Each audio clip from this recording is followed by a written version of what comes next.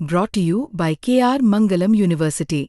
We provide you the platform to turn your dreams into reality. Give wings to your aspirations with KR Mangalam University. Bharat और America एक दूसरे के साथ व्यापारिक रिश्तों को मजबूत करने की दिशा में लगातार कदम बढ़ा रहे हैं। अमेरिका और भारत के बीच ताबड़तोड़ मीटिंगों का सिलसिला लगातार जारी है। वॉशिंगटन में 14 से 17 जुलाई तक 5वें दौर की भारत अमेरिका की बातचीत हुई। इसका मकसद था 1 अगस्त 2025 से पहले एक अंतरिम व्यापार समझौते को अंतिम रूप दे देना, क्योंकि इस तारीख के बाद अमेरिका द्वारा लगाए गए 26% अतिरिक्त टैरिफ लागू हो जाएंगे। भारतीय टीम का नेतृत्व वाणिज्य मंत्रालय के विशेष सचिव कर रहे थे। इस बातचीत में कृषि, ऑटोमोबाइल, एस्यूमेट जैसे मुद्दों पर चर्चा हुई।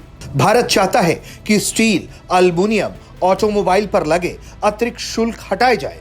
इसके बदले भारत ने विश्व व्यापार संगठन के नियमों के तहत जवाबी शुल्क लगाने का अधिकार सुरक्षित रखा है।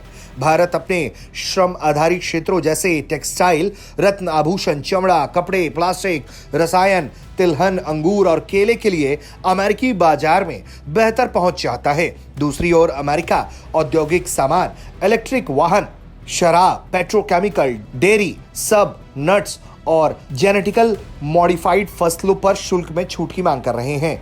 दोनों देश 2030 तक द्विपक्षीय व्यापार को बढ़ाकर तकरीबन $500 बिलियन तक ले जाना चाहते हैं। इसके लिए सितंबर-अक्टूबर तक एक अंतरिम व्यापार समझौता दोनों देशों के बीच हो सकता है। अंतरिम समझौते पर ध्यान इसलिए है ताकि टैरिफ से होने वाले नुकसान से बचाया जा सके। भारत ने डेयरी और कृषि जैसे संवेदनशील क्षेत्रों पर रियायत देने से साफ तौर पर इनकार कर दिया है। वाणिज्य मंत्री पीयूष गोयल ने भी कहा है कि भारत किसी भी समझौते को जल्दबाजी में नहीं करेगा। यह डील तभी होगी जब दोनों देशों के हितों का ध्यान रखा जाएगा। यह समझौता न केवल व्यापार बढ़ाएगा बल्कि दोनों देशों के बीच आर्थिक साझेदारी को भी मजबूत करेगा।